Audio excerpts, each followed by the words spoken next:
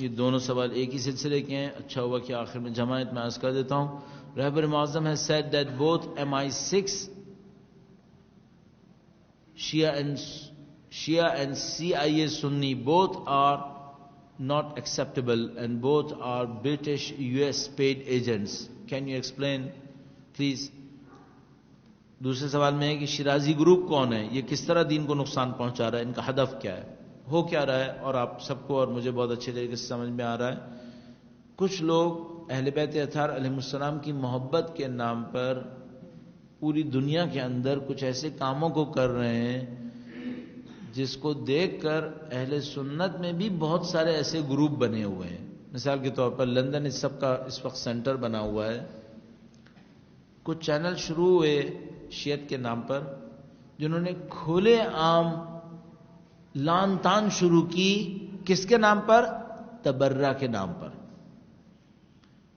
اب میں کیا ایک ایک پوائنٹ کو جواب دینے کی کوشش کروں تو بہت لمبی کہانی ہو جائے گی, لیکن صرف یہ پوچھوں گا کیا اہل بیت جو اخلاق کے بانی ہیں ہمیں گالیاں دینا سکھائیں گے؟ اہل بیت, اللہ کے نبی نے فرمایا بوئستو لأتمم مکارم الاخلاق, میں مبعوث ہوا ہوں تاکہ اخلاق کو اعلیٰ سطح پہ لے جاؤں. جو نبی اخلاق کو اعلیٰ ترین سطح پہ لے جانے والا ہو وہ گالیاں بکنا نعوذ باللہ تعالیٰ صد نعوذ باللہ سکھائے گا؟ نعوذ باللہ تعالیٰ. کیا اہل بیت اطہار علیہ السلام اپنی تعلیمات میں ہمیں نعوذ باللہ گالیاں بکنے کا حکم دیں گے؟ نہیں. تو پھر مجھ سے کوئی پوچھے گا پھر تبرہ کیا ہے؟ تبرہ کا مطلب یہ ہے کہ میرا اللہ کے دشمنوں سے کوئی تعلق نہیں ہے, اس میں کوئی گالی نہیں ہے, اس میں لعن طعن نہیں ہے. لعن طعن کس نے شروع کیا تھا؟ امیر شام نے شروع کیا تھا. سب و شتم جس کو ہم لوگ فارسی اور عربی میں کہتے ہیں, لعن طعن سب و شتم, یہ سب امیر شام نے شروع کیا تھا. اہل بیت اطہار علیہ السلام نے کبھی بھی گالیاں دینا نہیں سکھایا. لعنت کا مطلب کیا ہے جو زیارت عاشورہ کے اندر ہوا ہے؟ اللہم لعن فلاں فلاں فلاں. اللہم لعن کا مطلب ہوتا ہے خدایا اس کو اپنی رحمت سے دور کر دے. ختم. یہ ایک بد دعا ہے, نہ کہ گالی. اہل بیت کبھی بھی گالی دینا نہیں سکھائیں گے ہمیں. ہمارے پاس روایت موجود ہے, ایک آدمی اہل بیت اطہار علیہ السلام کے سامنے کسی انتہائی حقیر کو ظاہری طور پر, ایک غلام کو جس کا اسٹیٹس نہیں تھا, اپنی زبان سے گالی دیتا ہے. امام فرماتے ہیں آئندہ سے ہمارے ساتھ کھڑے بھی مت ہونا, کھڑے بھی نہیں ہونا. گالیاں دینا قبول نہیں کرتے تھے. یہ کیوں ہم سمجھ رہے ہیں اہل بیت ہمیں گالیاں دینا سکھائیں گے؟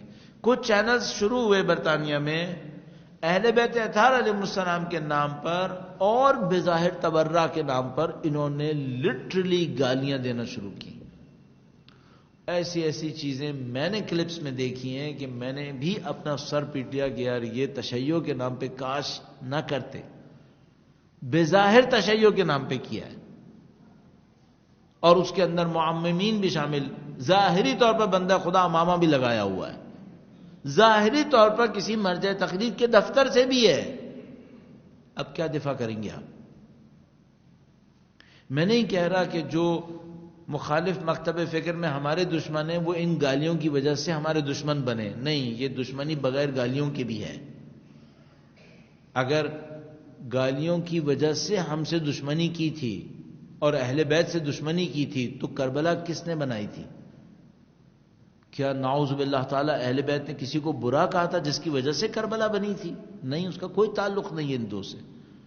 بس ایک ان دشمنوں کی ہم سے دشمنی ہے جو بنیادی ترین دشمنی ہے, اس کا کوئی تعلق گالیوں سے نہیں ہے.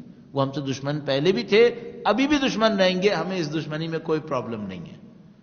ایک وہ دشمنی ہے جس کی بنیاد یہ گالیاں بن رہی ہیں, یہ آرٹیفیشل ہے, یہ لڑانے کے لیے ہے. اور یہ کس کے نام پہ کر رہے ہیں؟ یہ تبرہ کے نام پہ کر رہے ہیں جس کا مفہوم میں گالیاں ہے ہی نہیں, جو میں نے ابھی آپ کی خدمت میں عرض کیا. تبرہ کا مطلب بھی عرض کیا ہے, اور لعن کا مطلب. انہوں نے لندن سے چینل شروع کیے, لعن طعن کے نام پر, تبرہ کے نام پر گالیاں بکنا شروع کی. ان گالیوں کے نتیجے میں کچھ لوگوں نے لٹرلی ادھر سے گالیاں بکنا شروع کی. فائدہ کس کو ہوا ہوگا؟ اسلام کے دشمنوں کو. اور یقینی طور پر وہ پورے دنیا کے اندر اس بات کو دکھاتے ہوں گے یہ مسلمان ہیں جو ایک دوسرے کے مقدسات کو گالیاں بک رہے ہیں. اس کے بعد نفرتیں بڑھنا شروع ہو گئیں. نفرتیں بڑھتی ہوئی سرایت کرتی گئیں، اور سرایت کرتے ہوئے ان چینلز نے ایک روٹین رکھا کہ وہ پوری دنیا کے اندر جہاں کہیں بھی شیعہ ہوں گے ان کو یہ درس دیں گے کہ وہ بھی گالیاں بکیں. کس کے نام پر؟ تیسری دفعہ عرض کر رہا ہوں، تبرہ کے نام پر، جس میں کبھی بھی اہل بیت نے گالیاں نہیں سکھائیں گی. انہوں نے کہا تھا کہو کہ خدا کے دشمن کا ہم سے کوئی تعلق نہیں ہے، اس کو خدا اپنی رحمت سے دور کر دے، یہ سکھایا تھا. ان چینلز نے گالیاں بکنا سکھائیں، پوری دنیا کے مسلمانوں کو دعوت دی کہ تم بھی گالیاں بکو. اس کے بعد کیا ہوا؟ اس کے بعد یہ ہوا کہ جو اہل بیت کے فکر سے دور لوگ ہمارے بارے میں شک کر رہے تھے کہ ہم کیسے ہیں، نعوذ باللہ برے معاملے میں ہم پر یقین کرنے لگے کہ یقیناً یہ برے ہیں. نعوذ باللہ تعالی. کیوں؟ ان کی آنکھوں کے سامنے کوئی گالیاں بک رہا ہے جو اہل بیت کی تہذیب اور اہل بیت کے اخلاق سے کوسوں دور ہے. کبھی اہل بیت یہ کام نہیں کریں گے. اتنے مسخرہ طریقے سے. ایک ان میں سے آتا ہے، بدقسمتی سے اس کا تعلق افغانستان سے ہے، جوان طالب علم ہے، امامہ لگاتا ہے، مراجع کو گالیاں بکتا ہے، ٹی وی کے اوپر بیٹھ کے مراجع کو گالیاں بکتا ہے، بار بار دعویٰ کرتا ہے میں ان تمام مراجع سے زیادہ، اپنے دانش میں دعوے کرتا ہے کہ میں ان سب سے زیادہ دیندار ہوں، میں ان سب سے زیادہ علم رکھنے والا ہوں. یہ مراجع کون ہے؟ رہبر معظم آیت اللہ العظمی سیستانی. کس کا نام نہیں لیتا. اس کے اوپر کافی عرصے تک صبر کرنے کے بعد کہ شاید ان معاملات کو علاقائی سطح پہ لوگ نپٹا لیں، نہیں نپٹا سکے. لندن کے لوگ مصیبت میں پھنس گئے، انگلستان کے لوگ مصیبت میں پھنس گئے کہ اس کا کیا ہوگا. چینلز کی جنگ شروع ہو گئی. ادھر سے یہ چینل مناظرہ کرے، ادھر سے وہ چینل مناظرہ کرے. میں نے خود انگلستان کے سفر میں متعدد دفعہ اس بات کو نوٹ کیا، اور دوستوں نے بتایا کہ جو کچھ ہمارے اور اہل سنت کے درمیان تعلقات تھے اب سب ختم ہو گئے، سب ختم ہو گئے. یہ سمجھ لیجئے کہ 24 گھنٹے کی جنگ اور فتنے بازی. اس کو رہبر معظم نے پوائنٹ آؤٹ کیا کہ یہ جو شیعت لندن سے آ رہی ہے یہ شیعت نہیں ہے، یہ برطانوی شیعت ہے، MI6 کی پھیلائی ہوئی شیعت ہے. پیسہ دے کر مصنوعی شیعت کی تصویر بنانے کی کوشش کی جا رہی ہے. بدقسمتی سے اس کے اندر آیت اللہ شیرازی کے خاندان کے اور ان کی آفس کی نمائندگی کے اکثر لوگ شامل ہو گئے. اس وجہ سے اس کو شیرازی گروپ کا نام رکھا گیا کہ یہ لوگ اس گروپ سے وابستہ ہو گئے اور انہوں نے ان کاموں کو انجام دیا. اور ان کی داستان لمبی ہے، اگر کسی کو ذرا سا دیکھنا ہے تو وہ جا کر سیٹلائٹ چینلز کے اوپر ان کو دیکھ لے، اور ناقابل بیان ہے. میں آپ کی خدمت میں عرض کروں، میں ان لوگوں میں سے ہوں جو بہت ساری چیزیں احتیاط کے ساتھ مائک پر کہہ دیتے ہیں تاکہ لوگوں کو پتہ تو چلے، لیکن ان کی چیزیں ایسی چیزیں ہیں میں کچھ بھی کر لوں میں مائک پہ نہیں کہہ سکتا، میں نہیں کہہ سکتا. ایسی چیزیں ہیں. اور ان کو کوئی اہل سنت دیکھ رہا ہو تو کیا ہوگا اس کے اوپر؟ میں قسم کھا رہا ہوں کہ میں بیان بھی نہیں کر سکتا کہ جو یہ کر رہے ہیں آگ لگانے کے لیے. یہ شیعہ نہیں ہے جو شیعت کے لیے کر رہے ہیں، یہ شیعہ نہیں ہے جو اہل بیت اطہار علیہ السلام کی خدمت کے لیے کر رہے ہیں. یہ وہ دشمنان دین ہے کہ جو اہل بیت اطہار علیہ السلام سے لوگوں کو دور کرنے کے لیے حرکتیں کر رہے ہیں. طریقہ ہوتا ہے. اہل بیت اپنے مخالفین کی حرکتوں کو بیان کرتے تھے، اپنے مخالفین کے نام کو لوگوں تک پہنچاتے تھے، لیکن ایک ادب کے ساتھ، ایک طریقے کے ساتھ، ایک تہذیب کے ساتھ. دشمن تھے اہل بیت کے جو بد تہذیبیاں کرتے تھے، بے ادبیاں کرتے تھے، نہ کہ اہل بیت اطہار علیہ السلام کہ جو اخلاق کے اعلیٰ ترین مرتبے کے اوپر فائز تھے. اب اس طریقے سے آپ کچھ حاصل نہیں کر پائیں گے.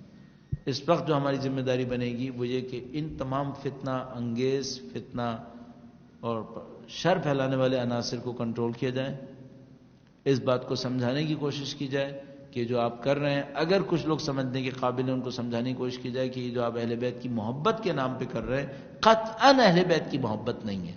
ہمارے پاس روایات موجود ہیں، اہل بیت اطہار علیہ السلام نے ایسے لوگوں کے اوپر گرفت کروائی کہ اس کو اپنے درمیان سے باہر نکال دو، چونکہ ہمارے لیے بے عزتی کا سبب ہے۔ قطعی روایات ہمارے پاس موجود ہیں۔ تو یہ وہ فتنہ ہے جو ایک اور رنگ اس وقت ڈھا گیا ہے چینلز کی صورت میں، اور اس چینل کے پیچھے عجیب و غریب حرکتیں۔ ابھی آپ امریکہ میں جا کے دیکھیے، آپ بعض چیزوں پہ حیران رہ جائیں گے، آپ تفسیر نہیں کر پائیں گے۔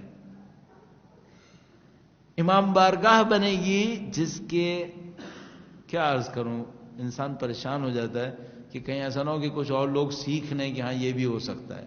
امام بارگاہ بنے گی جس کے مرکزی دفتر کے اندر جارج بش کی تصویر لگی ہوئی ہے۔ او مائی لارڈ، یہ امام بارگاہ ہے، یہ مسجد ہے۔ آپ کو اور ہمیں بہت کچھ سوچنا پڑے گا یہاں ہو کیا رہا ہے، کس کے پیسوں سے بن رہی ہیں، کون ان کو بنوا رہا ہے، کون ان کو فنڈ کر رہا ہے۔ اس کا ہدف دین پھیلانا ہے، اس کا ہدف تشیع پھیلانا ہے، ان باتوں سے تشیع پھیلتا ہے، یا عقل اور تہذیب اور اخلاق سے تشیع پھیلتا ہے، اللہ کی بندگی سے تشیع پھیلتا ہے۔ ان کو ہمیں سوچنا پڑے گا۔ انشاءاللہ خدا ہمیں سمجھنے اور حق کو پہنچانے کی سعادت نصیب